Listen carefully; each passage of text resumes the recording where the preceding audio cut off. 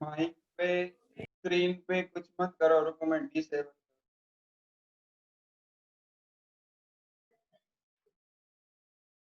दिख रहा है स्क्रीन? बोलो लेसन नंबर, बोलो लेसन का नाम बोलो। Wave optics. Lesson number 7, wave optics. चलो अभी क्लास टाइम तक अपने 6 लेसन खत्म हो गए सुपर पोजिशन ऑफ वेव तक। जैसा पिछले साल तक फिजिक्स के 2 पार्ट्स थे, 2 साल पहले तक फिजिक्स 1 फिजिक्स 2, जिसमें फिजिक्स 1 में सुपर पोजिशन ऑफ वेव तक था, उसके बाद लाइट नाम का लेसन था। अब देखो वो लेसन थोड़ा सा चेंज हो गया, उसका नाम है वेव ऑप्टिक्स, लेसन नंबर 7 में अपने को लाइट के बारे में डिटेल में स्टडी करना है। लाइट, देखो ये जो लाइट दिख रही है, नेचर ऑफ लाइट, लाइट का नेचर कैसा रहेगा वो अपने को डिटेल में स्टडी करना है। ठीक है, अब लाइट के बारे में आपको क्या क्या मालूम है? जैसा लाइट रे ट्रेवल होता, लाइट के सोर्स रहते, सन है, घर में ट्यूबलाइट है, बल्ब है, ये सब लाइट के सोर्स है, उसमें से लाइट Light के travels rays in a straight निकलते। line. ठीक है, लाइट रेस ट्रेवल होते। जब लाइट रे सपोज मिरर पर आएंगे या कोई सरफेस पर आएंगे तो उनका क्या होता? रिफ्लेक्शन, लाइट रे रिफ्लेक्ट होते। अब उसमें एक रहता इंसिडेंट रे, देखो इधर, एक रहता रिफ्लेक्टेड रे और एक रहता नॉर्मल। ये सब क्या रहते? एक प्लेन में रहते। For reflection, incident ray, reflected ray and normal lie in the same plane. वैसा ही एंगल ऑफ इंसिडेंस और एंगल ऑफ रिफ्लेक्शन दो रहते। एंगल ऑफ इंसिडेंस और एंगल ऑफ रिफ्लेक्शन दोनों नॉर्मल के अपोजिट साइड रहते। देखो ऐसा सरफेस है तो बोलते हैं नॉर्मल, लाइट रे ऐसा आएगा, ऐसा रिफ्लेक्ट होगा। ठीक है, लाइट रे ऐसा इंसिडेंट होगा, ऐसा रिफ्लेक्ट होगा, तो इसको बोलते हैं आई, एंगल ऑफ इंसिडेंस। इसको बोलते हैं आर, एंगल ऑफ रिफ्लेक्शन। ये दोनों सेम रहते, ये रहता आई, ये रहता आर। ये रहता इंसिडेंट रे, रिफ्लेक्टेड रे, दोनों नॉर्मल के अपोजिट साइड रहते, called reflection.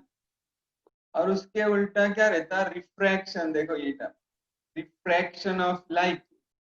Refraction of light में क्या होता? फॉर एग्जांपल लाइट इंसिडेंट हुआ पानी पर, या नीचे वाटर है उस पर लाइट इंसिडेंट हुआ ऐसा, तो क्या होता? वो वाटर में ऐसा बेंड होता। This is called incident ray. ये इंसिडेंट रे रहेगा, ये रिफ्रैक्टेड रे रहेगा। ऐसा एक नॉर्मल बनाएंगे सीधा सीधा, this is called angle of incidence, this is called angle of reflection. Angle of incidence बड़ा रहता, एंगल ऑफ रिफ्लेक्शन छोटा रहता। इसमें भी एक रिलेशन आपने स्टडी किए थे, कौन सा रिलेशन? देखो, n is sin I upon sin R. Refractive index is equal to sine of angle of incidence upon sine of angle of refraction. ये अपने इसमें स्टडी किए थे। और क्या देखने का अपने को, देखो ध्यान से, ये लेसन में और क्या क्या स्टडी करना है वो मैं डिटेल में बताता। लाइट के अलग अलग फिनोमिना है, रिफ्लेक्शन रिफ्रैक्शन के अलावा पोलराइजेशन रहता, इंटरफेरेंस ऑफ लाइट रहता।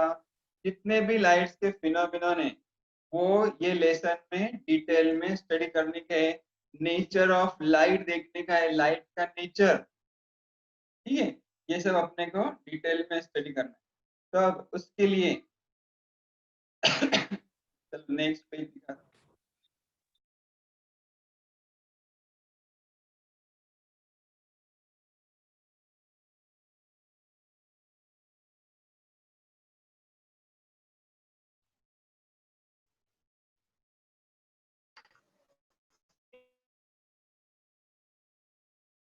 लेसन का नाम है wave optics, lesson number 7। Wave optics क्या है? देखो, The branch of optics which uses wave nature of light to explain the optical phenomenon is called wave optics. Wave optic का ऐसा branch है जिसमें अलग अलग लाइट के फेनोमेनन स्टडी करना है using wave nature of light. अब ये जो लाइट है, ये कई जब से दुनिया बनी, जब से लाइट है, लाइट के बारे में अलग अलग थेरीज प्रपोज किए बहुत सारे साइंटिस्ट ने। लाइट कैसा रहता, कैसा ट्रेवल होता, उसकी क्या क्या फिनोमिना है, सबको इसके बारे में बहुत सारी क्यूरियोसिटी थी। तो अब ये के वजह से बहुत सारे थेरीज प्रपोज है लाइट के बारे में। उसमें के 2-3 थेरी अपने को पहले देखना है। नेचर ऑफ लाइट, लाइट का नेचर कैसा रहता।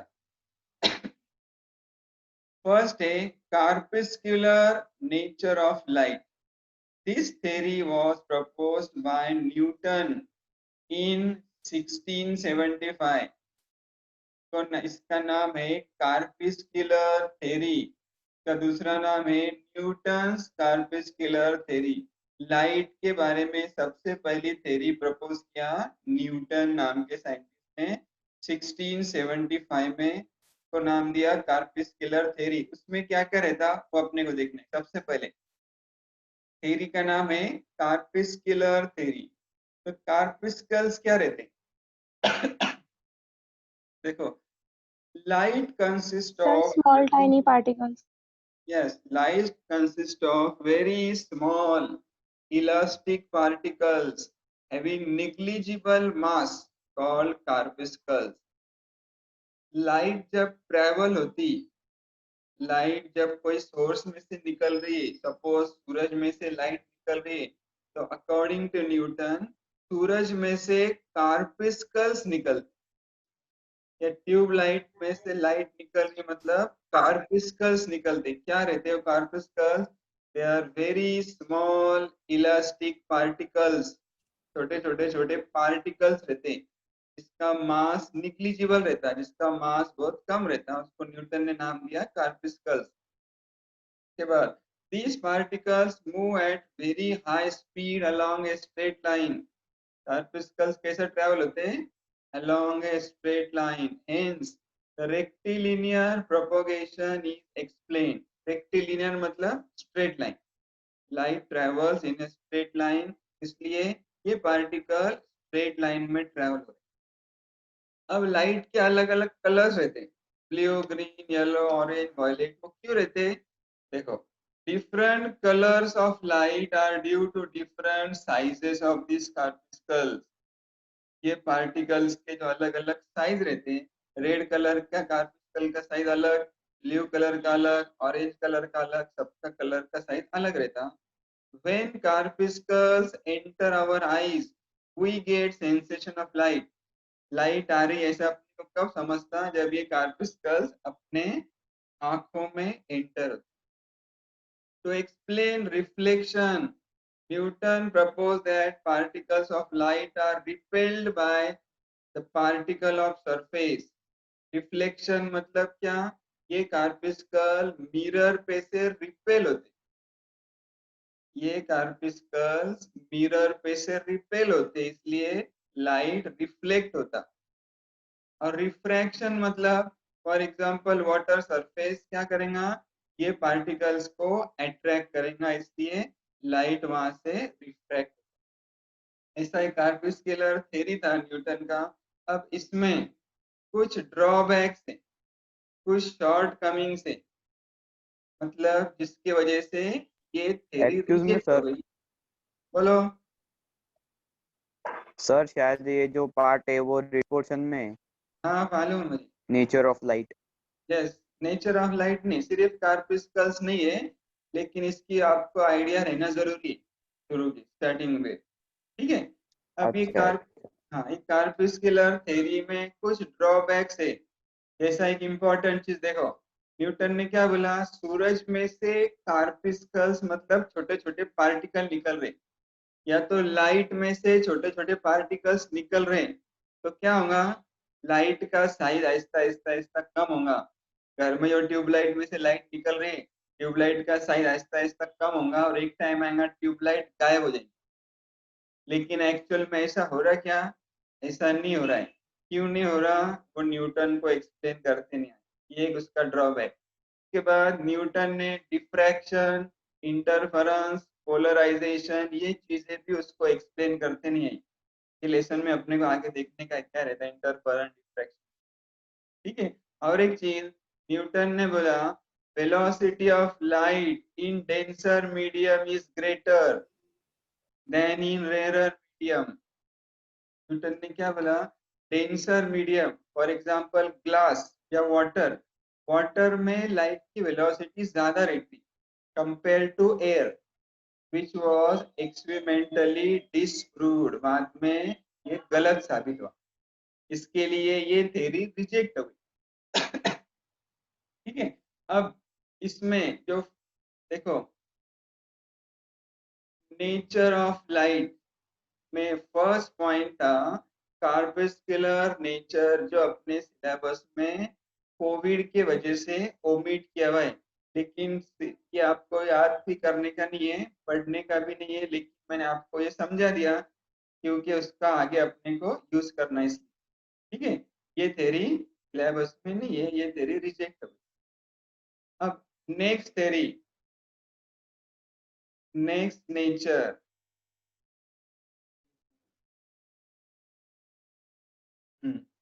देखो इंपॉर्टेंट चीज, wave theory of light. Newton ने क्या बोला? Light travels in the form of particles, लेकिन वो थ्योरी कुछ सालों के बाद रिजेक्ट हो गई। क्यों रिजेक्ट हो गई? उसमें ड्रॉबैक्स थे। क्या क्या ड्रॉबैक्स थे आपको बताया मैंने, ये ड्रॉबैक की वजह से थ्योरी रिजेक्ट हो गई। नेक्स्ट थ्योरी आई जो अपने सिलेबस में है, जो ये लेसन में यूज करना है, तो इम्पोर्टेंट है, जिसका नाम है wave nature of light. This theory was proposed by Huygens. Huygens नाम का साइंटिस्ट है, ने थ्योरी प्रपोज किया। सिंपल चीज क्या बोला? Light travels in the form of wave, not in the form of corpuscles, not in the form of particles। light travels in the form of wave, सबसे important। अब wave theory is proposed by Huygens. assumption क्या क्या बोला उसने? सबसे पहली चीज बोला, light consist of longitudinal wave.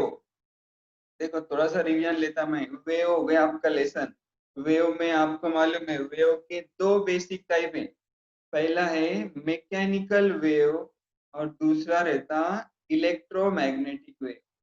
Wave का पहला टाइप है मैकेनिकल वेव, दूसरा टाइप है इलेक्ट्रोमैग्नेटिक वेव।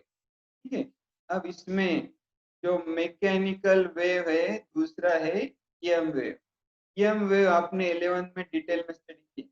इलेक्ट्रोमैग्नेटिक वेव मतलब सनलाइट अर्थ पे आ रही, वो इलेक्ट्रोमैग्नेटिक वेव। ये वेव के लिए मीडियम जरूरी नहीं है,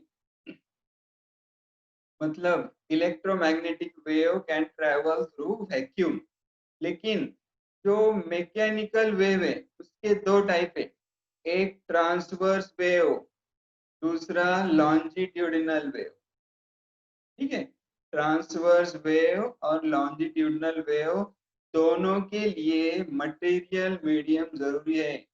अगर मीडियम रहेगा तो ये वेव ट्रेवल होगी, अगर वैक्यूम रहेगा तब मीडियम नहीं रहेगा तो ये वेव ट्रेवल नहीं होगी। तो हाइजन ने क्या बोला? ये लॉन्जिट्यूडनल वेव है, light consist of longitudinal wave. अब इसको ट्रेवल होने के लिए मीडियम जरूरी, ठीक है। अब मीडियम जरूरी है, ठीक है। सन और अर्थ के बीच में मीडियम नहीं है, सन और अर्थ के बीच में कोई टाइप का मीडियम नहीं है, तो लाइट कैसा ट्रेवल हो रही? तो फिर हाइजन ने बोला, सुनो ध्यान से, सन और अर्थ के बीच में मीडियम है जिसका नाम उसने दिया ईथर, ETHER, ईथर। उसने नाम दिया इसको हाइपोथेटिकल ईथर। उसने इसके बारे में बताया ये 100% ट्रांसपेरेंट है, इसकी ट्रांसपेरेंसी 100% है और इसकी डेंसिटी 0 है। मतलब ये दिख रहा नहीं अपने को लेकिन प्रेजेंट है अर्थ और सन के बीच में ये मीडियम है, इसकी वजह से लाइट अर्थ से सन पे आ रही है in the form of longitude. पहला उसका एजम्पशन। दूसरा, different colors of light are due to different wavelengths of the waves। Light के अलग अलग कलर्स है, 7 कलर्स। वो लाइट के कलर्स काय की वजह से है? वेवलेंथ लैम्बडा की वजह से। जैसा न्यूटन ने ऊपर क्या बोला था, different colours are due to different sizes of the particles. इसने बोला different colours are due to different wavelengths of light. मतलब रेड कलर के लाइट का वेवलेंथ अलग रहेगा, लैम्बडा आर। ब्लू का वेवलेंथ अलग रहेगा, लैम्बडा ब्लू। के बाद लैम्बडा वायलेट, लैम्बडा येलो। हर एक का लाइट का वेवलेंथ अलग अलग रहेगा। Different colours of light are due to different wavelengths of the light wave. इसको कुछ प्रॉब्लम है क्या अलीजा? क्यों हाथ ऊपर कर रहे हैं, बोलो। Any problem? Okay, no problem. Third, when light wave enter our eyes we get sensation of light। जब अपने आंखों में वेव जा रहे तो अपने को समझ रहा है कि लाइट आ रही, ठीक है। थर्ड, उसके बाद these waves are emitted by source of light and travel in a straight line in homogeneous medium। ये वेव कहाँ से इमिट हो रहे हैं? लाइट के सोर्स से इमिट हो रहे हैं और स्ट्रेट लाइन में ट्रेवल हो रहे। अब देखो नंबर 5 जो मैंने बताया था, हाइपोथेटिकल मतलब imaginary medium called luminiferous ether is present everywhere for propagation of light. सब तरफ एक मीडियम प्रेजेंट है, इसमें से लाइट लॉन्जिट्यूडनल वेव ट्रेवल हो रही है। वो मीडियम को नाम दिया उसने luminiferous ether, having zero density and perfect transparency. ये उसका एक एजम्पशन। Number 6, ether. इसने क्या बोला है? जो ether is present in vacuum as well as in all material bodies। The light waves propagate through vacuum due to the presence of ether। ये ether की वजह से लाइट वेव ट्रेवल, ठीक है। ऐसे 6 एजम्पशन दिया उसने। ये नोट्स आपको मैं पीडीएफ फाइल भेजने वाला हूँ। ये नोट्स अच्छे नोट्स है, ये नोट्स आपके क्लास के नोटबुक में लिख लो। अब देखो, नेचर ऑफ लाइट में हो गया wave nature of light. Exam में क्वेश्चन आएगा, explain wave nature of light, या तो give Huygens wave nature of light, या give assumptions merits and demerits. assumptions and merit demerit. तो 3 मार्क्स के लिए assumption पूछेंगे, 6 assumption लिखने। 2 मार्क्स के लिए assumption पूछेंगे, 4 assumptions लिखने, ठीक है। ये हो गया assumption, मतलब क्या क्या assume किया उसने। अब मेरिट्स, इसके क्या क्या मेरिट्स है और क्या क्या ड्रॉबैक्स है वो अपने को देखिए। 1 मिनट रुको, ये मैं तो इरेज कर दूं। अब देखो merits, number 1, right. According to this theory, velocity of light in rarer medium is greater than velocity of light in denser medium, which is true। What Newton has said, velocity in denser medium is more, that was wrong। इसने जो बोला वो सही बोला, सही experimentally prove हो गया। क्या बोला इसने? velocity of light in rarer medium is greater than velocity of light in denser medium। For example, velocity of light in air greater than velocity of light in water। First merit। Second, this theory gives perfect explanation for reflection and refraction। Reflection कैसा होता, refraction कैसा होता, इसने अच्छे से explain करके बताया Huygens.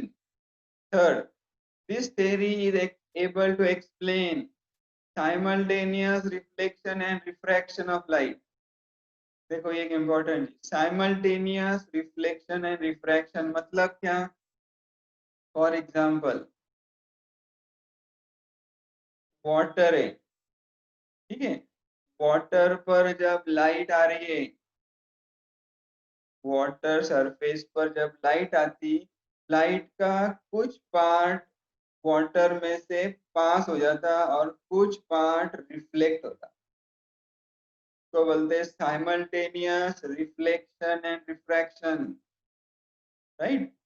तो बोलते हैं साइमल्टेनियस रिफ्लेक्शन एंड रिफ्रैक्शन। ये क्यों होता? ये न्यूटन को एक्सप्लेन करते नहीं आया। क्यों नहीं आया? न्यूटन ने क्या बोला? पानी, वाटर क्या करता? कार्पस्कल को अट्रैक्ट करता, लेकिन कुछ कार्पस्कल इधर भी जा रहे, क्यों जा रहे? Newton can't explain this. तो Huygens, this theory is able to explain simultaneous reflection and refraction। कुछ वेव रिफ्लेक्ट हो रहे, कुछ रिफ्रैक्ट। उसके बाद डबल रिफ्रैक्शन, के बाद इंटरफेरेंस। डबल रिफ्रैक्शन मतलब सपोज ये ग्लास स्लैब है, ग्लास स्लैब है, तो यहाँ एक रिफ्रैक्ट, यहाँ से यहाँ बेंड होके यहाँ आया, इसको बोलते हैं रिफ्रैक्शन। एक रिफ्रैक्शन हो गया, वापिस इधर रिफ्रैक्ट होता, डबल रिफ्रैक्शन। इंटरफेरेंस ये तो लेसन में आगे आने वाला डिटेल। और डिफ्रैक्शन, ये सब हाइजन ने अच्छे से एक्सप्लेन किया, ये उसके मेरिट से, ये उसके फायदे। अब ड्रॉबैक्स और लिमिटेशन, देखो सबसे इम्पोर्टेंट ड्रॉबैक मतलब क्या गलती किया, क्या मिस्टेक किया। देखो ये जो है ल्यूमिनिफेरस ईथर, ईथर क्या बोला उसने? ये जो ईथर है ये सब तरफ प्रेजेंट है, सन और अर्थ के बीच में भी ईथर प्रेजेंट है, जिसमें से वेव ट्रैवल हो रही। अब हाइजन के बाद बहुत सारे साइंटिस्ट ने अलग अलग एक्सपेरिमेंट किए ईथर फाइंड करने के लिए, अलग अलग एक्सपेरिमेंट किए ईथर कैसा रहता, क्या कंपोजिशन है, वो फाइंड करने के लिए बहुत सारे साइंटिस्ट ने एक्सपेरिमेंट किए, लेकिन किसको भी ईथर नहीं मिला। क्यों नहीं मिला? क्योंकि वो था ही नहीं, ईथर था ही नहीं, जो कि हाइजन का एजम्पशन बिल्कुल गलत था। Drawbacks, limitation, number 1, experimentally it is proved that hypothetical medium called ether does not exist। ether exist नहीं होता। अब उसने बोला था longitudinal wave, फिर वो भी रॉन्ग हो गया, बराबर। पहला limitation, ether does not exist। Second, rectilinear propagation, rectilinear propagation of light cannot be explained on the basis of this theory। Light straight line में ट्रेवल हो रही, ये इसको एक्सप्लेन करते नहीं आए। दूसरा, the phenomenon such as photoelectric effect, Compton effect cannot be explained on this theory। कुछ फिनोमिना है जो अपने को आगे देखने के, पहला है फोटो इलेक्ट्रिक इफेक्ट, दूसरा है कॉम्पटन इफेक्ट, ये भी को हाइजन को एक्सप्लेन करते नहीं आए। Last drawback, polarization of light cannot be explained because he assumed that light waves are longitudinal wave। Light का पोलराइजेशन भी उसको एक्सप्लेन करते नहीं आया। क्यों नहीं आया? क्योंकि उसने एज्यूम किया light travels in the form of longitudinal. मतलब क्या हुआ, हाइजन के इसमें दो बेसिक गलतियां निकली, एक ईथर, दूसरा ये longitudinal wave. Light longitudinal wave में ट्रैवल नहीं होती, जैसा कि हाइजन ने सपोज। ठीक है। Third, electromagnetic wave nature, Huygens की थ्योरी रिजेक्ट हो गई या उसमें कुछ करेक्शन जरूरी हो गए, ये ड्रॉबैक्स की वजह से। वो करेक्शन किसने किया? देखो, electromagnetic wave nature, the electromagnetic wave nature wave theory of light was proposed by Maxwell। Maxwell मालूम है? अभी आईपीएल शुरू हो रहा, ग्लेन मैक्सवेल, ग्लेन मैक्सवेल तो अभी क्रिकेट प्लेयर है। वो टाइम पर 150 साल पहले एक साइंटिस्ट था मैक्सवेल ने इंपॉर्टेंट थ्योरी दिया इलेक्ट्रोमैग्नेटिक वेव नेचर। क्या रहता? देखो assumption number 1 easy, light is electromagnetic wave. देखो आपको मैंने बताया था लाइट के वेव के दो टाइप, पहला मैकेनिकल वेव, दूसरा इलेक्ट्रोमैग्नेटिक वेव। मैकेनिकल वेव को मटेरियल मीडियम जरूरी है, इलेक्ट्रोमैग्नेटिक वेव को ट्रैवल होने के लिए मटेरियल मीडियम जरूरी नहीं है। 11th में पूरा की पूरा लेसन है इलेक्ट्रोमैग्नेटिक वेव में, देखेंगे आपने electromagnetic wave does not require material medium for their propagation. Maxwell ने बोला light is an electromagnetic wave. दूसरा, these waves are transverse in nature. Light wave longitudinal नहीं है, क्या है वो, transverse in nature, consist of tiny oscillating electric and magnetic fields which are perpendicular to each other and to the direction of propagation of wave. EM wave कैसी travel होती है, आपने 11 में देखा, ऐसी वेव ट्रैवल हो रही है, इसका डायरेक्शन है ऐसा रहता इलेक्ट्रिक फील्ड E, और ऐसा रहता मैग्नेटिक फील्ड B। सब एक दूसरे से परपेंडिकुलर रहते हैं, electric and magnetic fields which are perpendicular to each other and also perpendicular to direction of propagation। तीनों एक दूसरे से परपेंडिकुलर, कौन तीनों, electric field E, magnetic field B और वेव का direction. Number 3, these waves do not require any material medium for the propagation and can travel through vacuum। के लिए मटेरियल मीडियम जरूरी नहीं है, वैक्यूम में से भी वो ट्रैवल हो सकता। Number 4, in the order of increasing wavelength waves are classified as, देखो इलेक्ट्रोमैग्नेटिक वेव्स 11 में देखिए आपने के 7 टाइप कैसे रहते, सबसे पहले गैमा रे, उससे थोड़ा कम वेवलेंथ एक्स रे ना, ये फ्रीक्वेंसी सबसे ज्यादा गैमा की, उससे कम फ्रीक्वेंसी एक्स रे, फिर अल्ट्रा वायलेट रे, फिर विजिबल रे, फिर इंफ्रारेड रे, फिर माइक्रोवेव और लास्ट में रेडियो। 1 2 3 4 5 6 7, ठीक है, 7 पार्ट्स रहते हैं इलेक्ट्रोमैग्नेटिक वेव में, उसको बोलते हैं स्पेक्ट्रम ऑफ इलेक्ट्रोमैग्नेटिक। उसके बाद और एक छोटी सी चीज देखो, अच्छा ये मैक्सवेल थ्योरी समझ में आई, इसमें भी पूछते हैं assumptions of Maxwell theory, 4 assumption लिखो, सबसे इंपॉर्टेंट है इलेक्ट्रोमैग्नेटिक। अब और एक theory, dual nature of light, ये लेटेस्ट की थ्योरी जो फिलहाल चल रही है, जो बाकी सब थ्योरी रिजेक्ट करके, या तो ऐसा समझो बाकी सब थ्योरी मिला के एक नवी थ्योरी साइंटिस्ट ने बनाए तो फिलहाल चल रही है, that is dual nature of light. मतलब क्या, लाइट का ड्यूअल नेचर है। कौन सा ड्यूअल नेचर, पार्टिकल नेचर भी है और वेव नेचर भी है। देखो ये ऐसे, ये दिख रहा है, स्क्रीन दिख रही है आपको, ये वेव है, वेव कंटिन्यूस नहीं बनाया मैंने, डॉट डॉट से बनाया, मतलब ये पार्टिकल्स है, और पार्टिकल्स ट्रेवल कैसा हो रहे हैं, in the form of wave.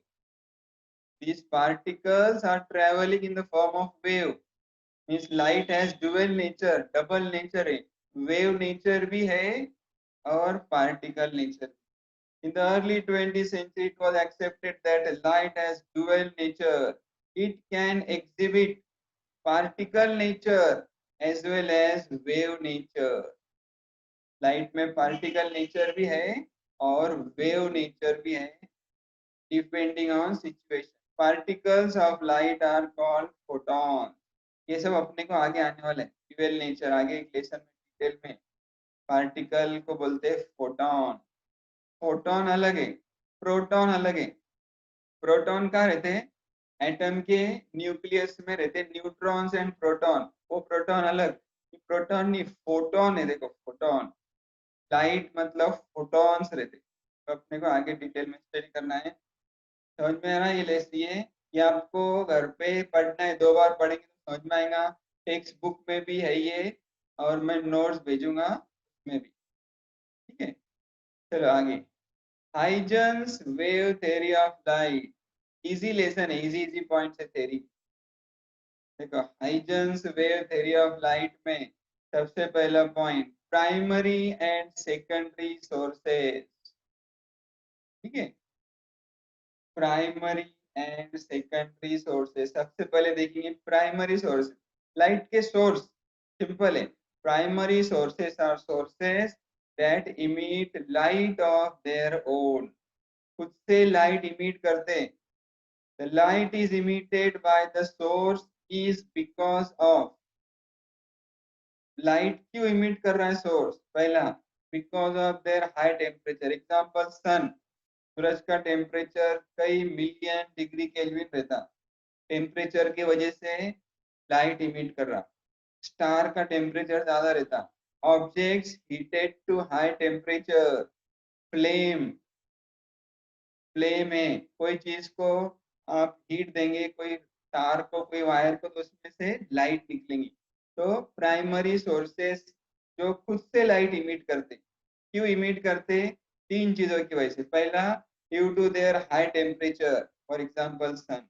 दूसरा, the effect of current being pass through them, उसमें से करंट पास करेंगे तो लाइट इमिट करेंगे। For example tube light, TV, etcetera, bulb में से जब आप करंट पास कर रहे हैं तो लाइट इमिट कर रहा है, वो भी प्राइमरी सोर्स है। तीसरा, ड्यू टू केमिकल और nuclear reaction, for example fire cracker, chemical reaction हो रही, लाइट निकल रही।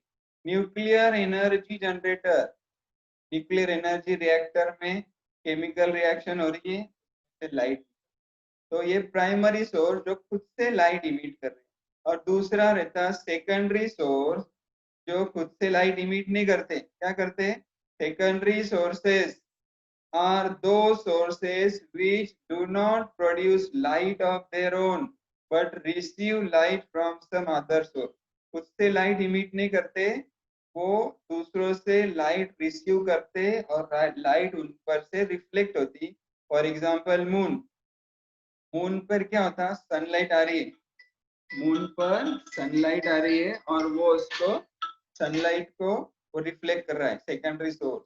प्लैनेट्स पर सनलाइट आती, अपने को चमक रहे हुए दिखते प्लैनेट्स, खुद की लाइट नहीं रहती, वो रिफ्लेक्ट करती। Objects like human, animal, plants which we see due to reflected light, जितने भी चीजें दिन के टाइम अपने को दिख रही, फॉर एग्जांपल सामने एक दरख्त दिख रहा है, क्यों दिखता वो? क्योंकि उस पर लाइट इंसिडेंट होती और वो लाइट रिफ्लेक्ट करता है, इसलिए अपने को विजिबल। ठीक है, यहाँ तक समझ में आया? देखो अभी 40 मिनट का लिमिट है जूम के लिए, जूम ऐप के लिए 40 मिनट का लिमिट है, टाइम बहुत कम बचा हुआ है, शायद से वो अपने आप क्लोज हो जाएगा। यहाँ तक समझ में आया आपको? कुछ प्रॉब्लम हो तो पूछो। Yes, sir. ये लेक्चर Yes, sir. हाँ ये रिकॉर्ड हो रहा, Yes, sir. Yes, sir. ये रिकॉर्डिंग भी मैं आपको भेजूंगा। सर बट आपकी क्लियर आवाज नहीं आ रही थी। अच्छा, रिकॉर्डिंग में देख लो एक बार, और वापिस से मैं जो नोट्स भेज रहा हूँ वे वापिस के वो भी पढ़ लो। Hello sir, hello. जूम में थोड़ा सा प्रॉब्लम ही है आपका, आवाज वो क्लियर करते हैं। ठीक है, तो अब हेलो ये सर। लेक्चर बंद हो जाएगा, कि अगला लेक्चर में इसके नेक्स्ट पार्ट स्टडी करेंगे। इजी लेसन है, सर एक टेक्स्ट बुक। क्वेश्चन पूछने का था। पूछो जल्दी से, चलो। Yes, sir mechanical wave of light का क्या एग्जांपल्स है? क्या क्या क्या? Mechanical waves. Mechanical wave of light के क्या एग्जांपल्स है? हाँ, लाइट हाँ। मैकेनिकल वेव नहीं रहता, लाइट रहता electromagnetic wave. Mechanical wave okay में दो ओके। टाइप रहते हैं, लॉन्जिट्यूडनल वेव और दूसरा रहता ट्रांसवर्स वेव। जैसा मैंने आपको एग्जांपल बताया था रस्सी का, वो ट्रांसवर्स वेव, वो मैकेनिकल वेव है, लाइट नहीं ट्रेवल होती। जैसा एक पानी में आपने ओके। पत्थर फेंके तो ट्रांसवर्स वेव जनरेट हो रहे, वो मैकेनिकल वेव रहते। ठीक है, ओके सर। हाँ, ये रहता है EM wave. Sir return rejoin होने का। नहीं जाने दो, अभी 40 मिनट हो जाएंगे, 5 मिनट के लिए, काहे के लिए रिजॉइन हो, दो वो वीडियो ब्रेक हो जाता, 2 पार्ट में भेजना पड़ता। और कुछ तो सवाल सर होंगे तो, लेक्चर हो गया। सवाल होंगे तो पूछो टाइम खत्म होने तक। Anybody having any problem? Ahmad Ansari, आती ना, नो सर। पूछो ना कुछ। आपको कॉलेज में बुलाने का है 2-3 दिन के अंदर। सर मैंने व्हाट्सएप पे आपको एक क्वेश्चन डाली थी, आपने उसका आंसर नहीं दिया। व्हाट्सएप पे इतना आंसर नहीं दे सकते, कॉल करो मेरे नंबर पे, मैं देता। कौन बोल रहे हैं आप? सर सूफिया। हाँ कॉल करो, कॉल सर कर। कॉल करते बट आप उठाते नहीं। हाँ उठाऊंगा अभी, टाइम रहता ओके ना सर। कॉल करने का, कभी भी टालना मत करो, ठीक है? अरे सर टाइम पे ही करते हैं। हाँ चलेगा, चलो एंड करते हैं, मिलते हैं परसों के दिन। अल्लाह हाफिज। अल्लाह अल्लाह हाफिज सर। हाफिज सर।